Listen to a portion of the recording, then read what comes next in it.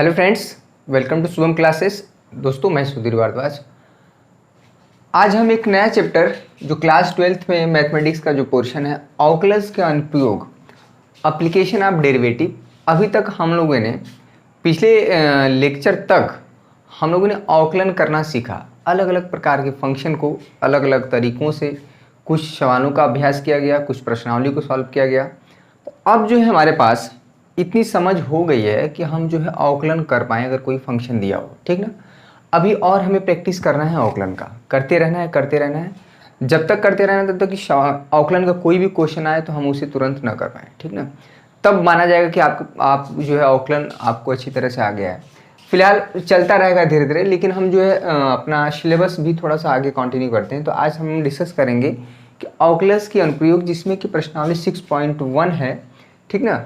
और हम सवाल से ही क्लियर करेंगे कि आखिर में इस तरह के जो प्रश्नावली 6.1 में किस तरह के सवालों को हल करना है, ठीक ना। एक बड़ी अच्छी न्यूज़ आई है कि सुनने में आ रहा है कि आईपीएल होगा यूएई में, ठीक ना, संयुक्त अरब अमीरात, ठीक है। तो बड़ा तो खुशी हुई मुझे, मैं खुद आईपीएल का बहुत बड़ा फ़ैन हूँ।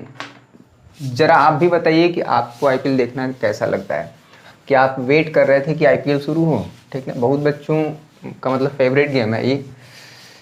तो चलिए, एक बड़ी अच्छी न्यूज़ आई। फिलहाल हम जो है जैसे बात करें कोई फंक्शन, यहाँ जैसे y इक्वल टू है x² + 4x + 9, ठीक ना। यहाँ पे देखिए कई चीज़ें यहाँ से निकल के आएंगी। जो कोई चीज़ अगर हम अभी तक क्या कर रहे थे, इसका dy/dx निकाल रहे थे, यानी जो फंक्शन y है उसका x के सापेक्ष। एक बार समझ लीजिए ना, समझ लीजिए कि कॉन्सेप्ट क्लियर हो गया तो सवाल लगाने में आपको प्रॉब्लम नहीं होगी। कहने का मतलब है कि अभी तक आप dy/dx निकाल लेते थे। इसका मतलब ये होता है कि dy/dx का मतलब होता है कि x के बदलने से y में किस तरह से परिवर्तन हो रहा है। dy/dx का मतलब, इसको रेट की बात नहीं कर रहे हैं, change in y with respect to x, यानी x के बदलने से y में किस तरह का परिवर्तन हो रहा है, चेंजेज हो रहे हैं, ठीक ना। तो ये आपको आ जाता है 2x, यहाँ पे आप निकाल देते हैं 4, ठीक ना। अवकलन यानी कि इसका 2x, x का 1, 9 का क्या हो जाता है, 0 हो जाता है। तो इस तरह से अवकलन हो गया 2x + 4। लेकिन अगर इसी राशि का हमें समय के सापेक्ष अवकलन करना हो, टाइम के रिस्पेक्ट में, यानी कि जो स्टार इक्वेशन है, अगर हमें बताना है dy/dt, देखिएगा इसका मतलब है कि जो फंक्शन y है वो टाइम के साथ किस तरह से वेरी कर रहा है। जहाँ टाइम की बात होगी वहाँ पे क्वेश्चन में हमेशा दर की बात होगी कि कोई भी फंक्शन या कोई भी चीज़ किस दर से घट रहा है, बढ़ रहा है, ठीक ना। वहाँ पे जहाँ पे रेट ऑफ चेंज यानी कि दर की बात होगी तो समझिए कि समय के सापेक्ष जो है आपका अवकलन करना है। अगर ये फंक्शन x का है तो t के सापेक्ष अवकलन कैसे हो सकता है? हो सकता है कैसे? क्योंकि चूंकि हमें पता है कि जो dy/y यहाँ पे जो dy/dt बताना है तो ये कुछ नहीं है। यहाँ पे dy/y सबसे पहले इसको क्या करेंगे, x समझ के करेंगे। और यहाँ पे देखिए, ये इसको देख लीजिए फिर से, ये हो जाएगा हमारा। इसको क्या करेंगे कि यहाँ पे ये चीज़ हो जाएगा 2x + 4, यहाँ पे फिर से आ जाता है dx इंटू ये चीज़, ठीक ना।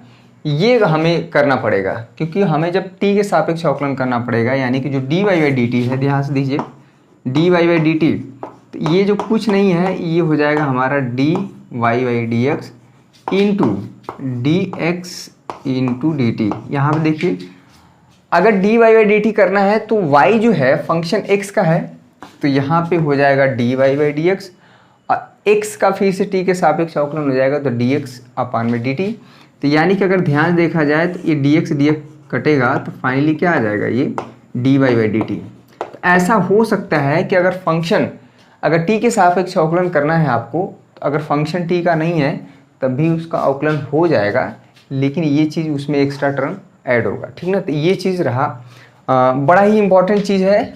और इसमें एक दो क्वेश्चन और कराते हैं, क्योंकि अवकलन का अनुप्रयोग अब शुरू हो गया, यानी कि आपने अवकलन जो सीखा है उसका अब हमें यूज़ करना है। बहुत ढेर सारे क्वेश्चन आपको मिलेंगे। वैसे अवकलन के अनुप्रयोग में आपको क्या क्या पढ़ना है, सबसे पहले जो जो कोई चीज़ किस दर से घट रहा है बढ़ रहा है, यानी कि परिवर्तन दर निकालना। ठीक है। दूसरा जो मोस्ट इम्पॉर्टेंट चीज़ है, एप्रोक्सीमेशन तो हट गया है, सन्निकट मान उसको नहीं पढ़ना है। उसके बाद स्पर्श रेखा और अभिलंब पढ़ना है। स्पर्श रेखा अभिलंब यानी कि tangent and normal, increasing decreasing function पढ़ना है। ठीक है। और एक आखिरी टॉपिक है मैक्सिमा मिनिमा, यानी कि उच्चतम और निम्नतम मान किसी फंक्शन का निकालते हैं। ये सारा जो है एप्लीकेशन ऑफ डेरिवेटिव है, ऑकलस का अप्रयोग है। ठीक है, अनुप्रयोग है। अब देखिए, अभी एक चीज़ और बता देते हैं। यहाँ पे जैसे y है, यहाँ पे y छोड़िए, यहाँ पे मान लीजिए v है। देखिए फंक्शन हमारा किसी भी तरह से हो सकता है। मान लीजिए यहाँ पे r³ है प्लस यहाँ पे 4r² है प्लस यहाँ पे 9r + 8 है। ठीक है। अगर ये जो v है फंक्शन r का है, ठीक ना, जो v है देख रही यहाँ पे r का फंक्शन है, लेकिन किसी ने कहा कि नहीं आप dv/dr बहुत आसानी से निकाल सकते हैं, एकदम निकाल सकते हैं। यहाँ पे हो जाएगा 3r²। ठीक है, 4 दूना के 8, ये 2 आगे आएगा और यहाँ पे हो जाएगा 9 + 8 का 0। ठीक ना, तो ये तो बहुत आसान हो गया अवकलन करना। लेकिन सबसे बड़ी समस्या तब होती है जब v r का फंक्शन है लेकिन इसका अवकलन t के सापेक्ष करना है, यानी कि हमें बताना है dv/dt।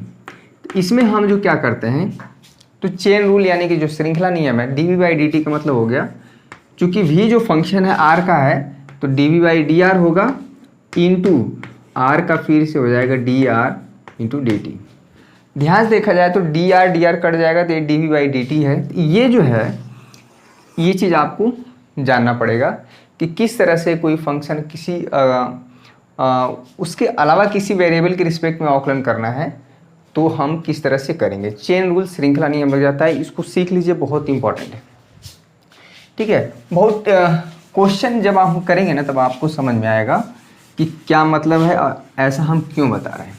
कि कोई चीज़ किसी के जैसे बात करें कि जैसे हम पानी खौलाते हैं, पानी को गर्म करते हैं, तो धीरे धीरे समय के साथ पानी का टेम्परेचर बढ़ता जाता है। ठीक है, तो वहाँ पे कई चीज़ें हम देखते हैं। जैसे मान लीजिए आपकी बाइक चला रहे हैं तो रास्ता ख़राब है तो आप धीरे धीरे चल रहे हैं, लेकिन जैसे रास्ता आप सही पाते हैं तो आपकी गाड़ी की स्पीड जो है समय के साथ बढ़ती जाती है, और अच्छा रास्ता है और स्पीड बढ़ती गई। ठीक ना, यानी कि आपकी जो चाल है समय के साथ परिवर्तित हो रहा है। और तरह से एग्जाम्पल मिल सकते हैं। जैसे हम बात करें कि पूरे यूनिवर्स का जो टेम्परेचर है, पूरे ब्रह्मांड का, समय के साथ हर वर्ष कुछ न कुछ इंक्रीज कर रहा है। तो यहाँ पे जो समय के साथ जो परिवर्तन हो रहा है, कोई भी चीज़ समय के साथ, हमने अपने जीवन में बहुत परिवर्तन देखे।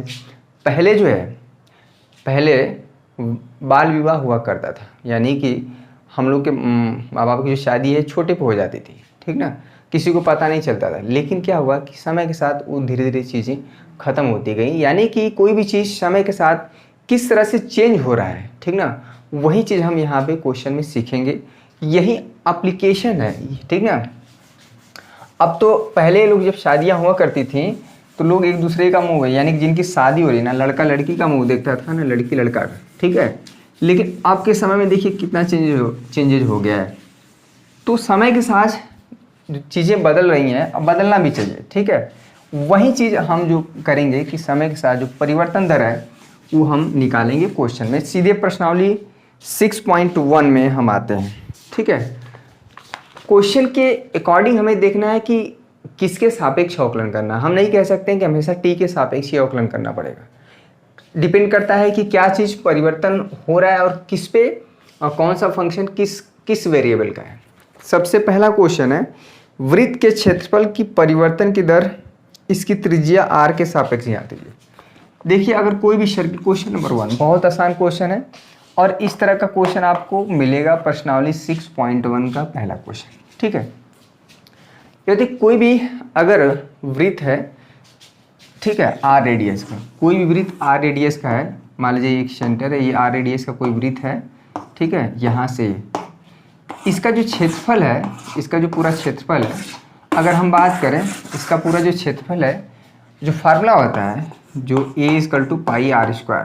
ठीक ना, वृत्त का जो क्षेत्रफल है πr², ये टोटली डिपेंडेंट है किस पर, अगर r घटेगा तो वृत्त का क्षेत्रफल कम होगा, आर बढ़ेगा तो वृत्त का क्षेत्रफल क्या होगा, बढ़ेगा। यानी कि जो एरिया है, एरिया ऑफ सर्किल जो यानी वृत्त का जो क्षेत्रफल है, पाई तो एक कांस्टेंट नंबर है, पाई जो है 22/7 हमेशा बना रहेगा, यानी कि अगर 22/7 बना रहेगा, ठीक है, यानी इसकी वैल्यू जो है 3.14। तो जो एरिया है वो totally dependent on radius of the circle, यानी कि वृत्त की त्रिज्या पे, यानी कि जो ए है वो फंक्शन हो गया वृत्त की त्रिज्या, ठीक ना। यानी कि ये इंडिपेंडेंट वेरिएबल हो गया और ये डिपेंडेंट हो गया, क्योंकि एरिया जो है पूरी तरह से निर्भर है त्रिज्या पर, वृत्त की त्रिज्या पे। वृत्त की त्रिज्या घटेगी तो वृत्त का क्षेत्रफल घटेगा, वृत्त की त्रिज्या बढ़ेगी तो वृत्त का क्षेत्रफल भी घट जाएगा। तो ये चीज़ आपको मोटी मोटा सीखना है। तो इसमें कह रहा है कि इसका क्षेत्रफल जो है त्रिज्या के सापेक्ष कैसे वेरी कर रहा है। तो यानी कि हमें क्या बताना है, जो वृत्त का क्षेत्रफल है dA/dr। क्वेश्चन में कह रहा है कि वृत्त के क्षेत्रफल की परिवर्तन की दर इसकी त्रिज्या r के सापेक्ष ज्ञात कीजिए, जबकि r जब 3 सेंटीमीटर हो। तो dA/ यहाँ पे क्या हो जाएगा, dA/dr यहाँ पे पाई r²। बहुत आसान है, पाई एक कांस्टेंट है तो डिफ्रेंशिएशन से बाहर आ जाएगा, यहाँ पे पाई बाहर निकल गया, dA/dr यहाँ पे r²। r के सापेक्ष बताना है, यानी कि जो उसका क्षेत्रफल है उसके r के, यानी कि त्रिज्या के बदलने से कैसे वेरी कर रहा है, ये इसका अवकलन हो जाएगा यहाँ पे 2πr, ठीक ना। हमें बताना है dA/dr कब, जब r हमारा क्या हो, 3 सेंटीमीटर हो, ठीक है। यानी वृत्त के क्षेत्रफल के परिवर्तन की दर त्रिज्या के सापेक्ष कब, जब त्रिज्या 3 सेंटीमीटर हो, क्या होगा। तो यहाँ पे जो है 2πr जब हमारा हो जाएगा 3, यहाँ पे 6π, चूँकि यहाँ पे क्षेत्रफल है तो सेंटीमीटर, यहाँ पे हो जाएगा cm²/सेंटीमीटर, तो यहाँ से कट जाएगा ये, तो ये सेंटीमीटर हो जाएगा, 6π सेंटीमीटर, ठीक ना। ये चीज़ हुआ, क्योंकि एरिया का जो यूनिट है वो सेंटीमीटर² और जो रेडियस का यूनिट होगा सेंटीमीटर² ऊपर होगा, ध्यान दीजिएगा, सेंटीमीटर² ऊपर होगा, नीचे सेंटीमीटर, कट जाएगा ये, ठीक है। तो 6π सेंटीमीटर, तो यानी कि जो उसका क्षेत्रफल है 6π सेंटीमीटर के हिसाब से चेंज होगा। क्लियर है। तो ये हुआ पहला क्वेश्चन। दूसरा क्वेश्चन देखिए, अभी उतना क्लियर नहीं हुआ होगा। अब देखिए क्वेश्चन नंबर जो है 2, बहुत इंपॉर्टेंट क्वेश्चन है। क्वेश्चन नंबर 2 आया हुआ एग्जाम में है, क्वेश्चन नंबर जो है 2 आया हुआ है, क्वेश्चन नंबर 2 करते जाइए क्वेश्चन। अब जो है अब आपको बहुत मजा आएगा, क्योंकि अब अवकलन अभी तक हम सीख रहे थे, अब अवकलन का क्या कर रहे हैं, हम यूज़ कर रहे हैं, प्रयोग कर रहे हैं। तो बड़ा ही सेशन ये इम्पॉर्टेंट है। आप जो है, जो भी बच्चे इस चैनल पे अभी नए हैं उनको लग गया होगा कि ये चैनल कितना यूज़फुल है हमारे लिए, बोर्ड के एग्ज़ाम 2021 में आप कितना बेहतर कर पाएंगे। तो ये डिपेंडेंट है कि आप किस प्रकार के चैनल को फॉलो कर रहे हैं, ठीक है। एक बात हम सारे बच्चों से कहना चाहेंगे कि कोई भी एक चैनल पकड़ लें, उसमें देखिए कि किस तरह से क्या पढ़ाया जा रहा है और कितना बेनिफिशियल है हमारे लिए। तो पूरे साल भर उसी चैनल से पढ़ते रहिए, तो आप जो एक माइंड सेटअप हो जाएगा और आप एक बेहतर स्कोर कर पाएंगे, ठीक है। एक चीज़ क्वेश्चन नंबर 2 बताने से पहले कुछ जो है आपको घन, ठीक ना, ये है मान लीजिए घन, पहले मान लीजिए घनाभ है। घनाभ में क्या होता है, लंबाई चौड़ाई ये L होता है, ये B होता है और ये पूरी हाइट L। इसका जो वॉल्यूम होता है घनाभ का LBH, यानी लंबाई गुणित चौड़ाई गुणित ऊंचाई, और इसका सर्फ यानी इसके 6 सरफेस होते हैं। तो फार्मूला हो जाता है 2 ब्रैकेट में LB + BH + HL, ठीक ना। लेकिन ये जब घनाभ होता है तब फार्मूला, लेकिन जब ये घन हो जाता है, यानी कि घन में क्या होता है, लंबाई चौड़ाई सब बराबर हो जाती है, ठीक है। इसका जो आयतन होता है, इसका आयतन का फार्मूला V मतलब वॉल्यूम, ये अगर इसका जो वॉल्यूम है x × x यानी कि साइड का क्यूब हो जाएगा, और इसका जो सरफेस एरिया यानी कि जो पृष्ठीय क्षेत्रफल है वो हमारा हो जाता है 6x², ठीक है। ये जो चीज़ है आपको जानना पड़ेगा कि जब ये घनाभ होता है तो इसका आयतन है L into B into H, और इसका जो पृष्ठीय क्षेत्रफल यानी कि सरफेस एरिया 2 ब्रैकेट में L B plus B H plus H. जब ये घन और घनाभ में क्या होता है कि एल बी एच अलग अलग होता है, थोड़ा देखने में घनाभ नहीं लग रहा है ना, ये देखने में घनाभ नहीं लग रहा है, इसको हम घनाभ बना देते हैं, अभी समझ में आ जाएगा। उसमें क्या होता है कि ये चीज़ हो जाता है, ठीक ना, ये ठीक है, ये हमारा एल होता है, ये बी और ये एच, क्लियर है। तो ये जो है आपका छोटा सा जानकारी जो कि आप पहले से जान रहे हैं, लेकिन जानना ज़रूरी है। क्यों? क्योंकि सवाल में यहाँ पे हम लोग यूज़ करेंगे, ठीक है। तो जैसे सवाल में हम यूज़ करेंगे वो आपको समझ में आएगा कि हम क्यों बताए थे। ऐसा नहीं कि मेरा मन कर रहा था बताने का, कारण है क्योंकि यहाँ पे सवाल में यूज़ होगा। ये क्वेश्चन नंबर 2 आइए हम डिस्कस करते हैं। क्वेश्चन नंबर 2, क्वेश्चन नंबर 2 जो है कह रहा है एक घन का आयतन। अब देखिए इसमें समझने वाली बात है, बार बार हम ये डिस्कस करेंगे कि किसके सापेक्ष हमें अवकलन करना है। क्वेश्चन नंबर 2 जो है कह रहा है कि एक घन का आयतन जो है 8 सेंटीमीटर क्यूब पर सेकेंड की दर से बढ़ रहा है। कुछ क्वेश्चन जो है 2-4 क्वेश्चन जब हम करेंगे तो इसकी समझ यानी कि किसके सापेक्ष अवकलन करना है, किसके सापेक्ष नहीं करना है, तो आपको क्लियर हो जाएगा। एक देखिए, एक घन है, फिगर बना लीजिए छोटा सा। अच्छा होगा कि आप हमेशा किसी क्वेश्चन का एक छोटा सा फिगर दिमाग में आप जो है बना लें तो बहुत अच्छा रहेगा।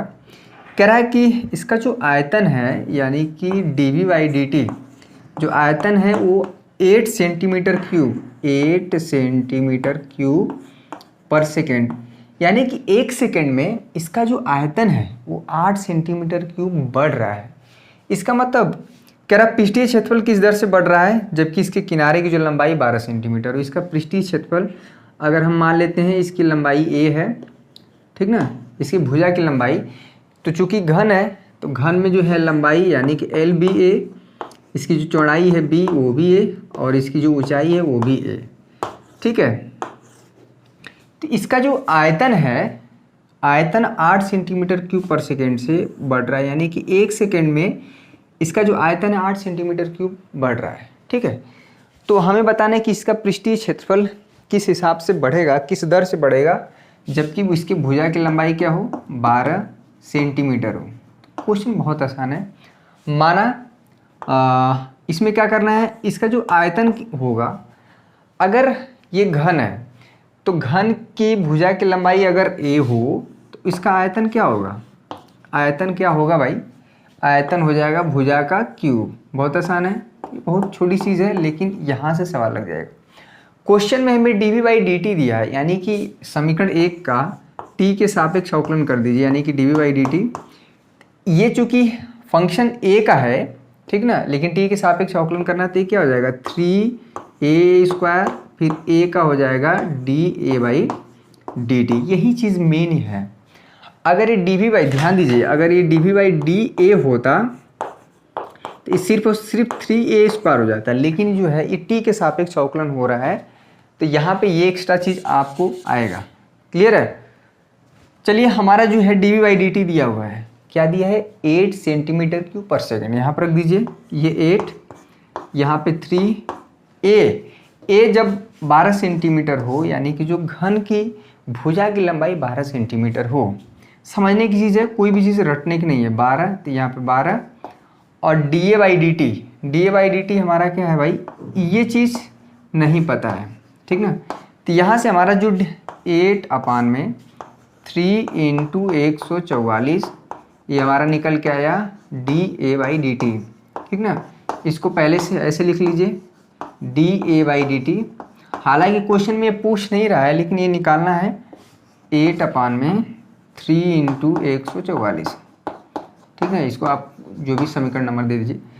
तो समीकरण नंबर 2 से हमारा इतना पता चल गया कि इसकी जो भुजा की लंबाई है, यानी कि घन की भुजा की जो लंबाई है, समय के साथ कैसे वेरी कर रहा है, ठीक ना। ये चीज़ देखिए, तो 8 अपान में ये, लेकिन हमें तो ये बताना नहीं था, बताना था कि जो इसका पृष्ठीय क्षेत्रफल है, तो ये हमको पता है कि इसका जो पृष्ठीय क्षेत्रफल है, फार्मूला क्या होता है 6a², ठीक है। तो हमें बताना है ds अपान में dt, तो ये हो जाएगा 6, यहाँ पे हो जाएगा 2a, यहाँ पे da बाई dt। यही चीज़ बताना था। तो ds अपान में dt बताना था इसका पृष्ठीय क्षेत्रफल, ठीक ना। तो ये हो जाएगा ds अपान में dt बताना था कब 6, यहाँ पे हो जाए 2a, की वैल्यू क्या हो 12 हो, ठीक ना। और D A by D T हमारा निकल के आया 8 अपान में 3 इंटू, यहाँ पर देख लीजिए 8 अपान में 3 इंटू 8 अपान में 3 इंटू 144, ठीक ना, ये चीज़। तो 6 दूना के 12, 12 का 12 मल्टीप्लाई होगा 144 होगा, नीचे 144 से कट गया 8/3, ठीक है। दिख रहा है कि नहीं, ये चीज देख लें पहले, ठीक है दिख रहा है। तो यानी कि जो इसका पृष्ठीय क्षेत्रफल है वो हमारा जो है समय के साथ, इसमें बड़ा इंपॉर्टेंट कि इसका यूनिट क्या होगा, डी एस अपान में डी टी, ये हो जाएगा 8/3 यहाँ पे सेंटीमीटर स्क्वायर पर सेकेंड। तो ये था क्वेश्चन। सबको पता है कि इसका जो आयतन, ये क्वेश्चन बहुत इंपॉर्टेंट है, वेरी इंपॉर्टेंट, ठीक ना, very important question, very very important question है ये, काफ़ी इंपॉर्टेंट है और कई बार जो है एग्ज़ाम में ये पूछा भी गया है, ठीक ना। तो जब हम क्वेश्चन पेपर करेंगे जो प्रीवियस ईयर का, तो आपको समझ में आएगा कि कौन सा क्वेश्चन इंपॉर्टेंट है, कौन क्वेश्चन, देखिए इंपॉर्टेंट नहीं की तो बात नहीं कर सकते हैं कि कौन क्वेश्चन एग्ज़ाम में आ जाए, ये नहीं कह सकते हैं, लेकिन हाँ जो पिछले 10 सालों में जो आए हुए पेपर होते हैं उसके आधार पे हम क्वेश्चन को कैटेगराइज करते हैं, छांटते हैं कि हाँ भैया ये क्वेश्चन के आने की चांसेस बहुत ज़्यादा हैं और इस क्वेश्चन के आने की चांसेस कम हैं। तो जो क्वेश्चन कई बार बोर्ड के एग्ज़ाम में आया रहता है, तो उसके आधार पे हम क्वेश्चन को छांटते हैं कि ये क्वेश्चन इंपॉर्टेंट है, ठीक ना। इंपॉर्टेंट कोई भी हो सकता है। क्वेश्चन नंबर 3 देखिए, शायद ही थोड़ा सा समझ डेवलप हो जाए कि आखिर में जो है इसमें करते क्या हैं। कह रहा है एक वृत्त की त्रिज्या एक समान रूप से 3 सेंटीमीटर पर सेकेंड की दर से बढ़ रही है, तो ज्ञात कीजिए कि वृत्त का क्षेत्रफल किस। देखिए सबको पता है कि एक अगर कोई वृत्त है तो वृत्त का केंद्र होगा और इसकी एक त्रिज्या होगी, मान लीजिए r, क्योंकि कोई भी वृत्त बिना त्रिज्या का और बिना केंद्र का होगा ही नहीं। तो इसमें कह रहा है जो वृत्त की त्रिज्या है उस समय के साथ यानी कि dr/dt इस तरह से बढ़ रही है, यानी कि 3 सेंटीमीटर पर सेकेंड की स्पीड से कह सकते हैं, या 1 सेकेंड में 3 सेंटीमीटर की दर से बढ़ रही है, स्पीड नहीं कह सकते हैं।